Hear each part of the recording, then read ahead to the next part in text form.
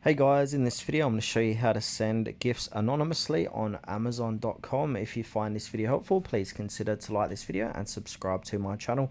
In saying that, let's just jump straight into the video. Okay, so what we first need to do is head on over to Amazon.com, sign into your account. Then from there we want to do a search. So now search for that particular gift you would like to send anonymously on Amazon. So what I'm going to do is type in flowers. So from here, I'm going to go ahead and choose, say, this bunch of flowers here anonymously. So I'm inside the product, as you can see. So basically, I want to go ahead and choose my choice here, and it says here currently unavailable, so I might need to use a different one. So what I'm going to do, just go to my cart anyway. I've got some products in here earlier.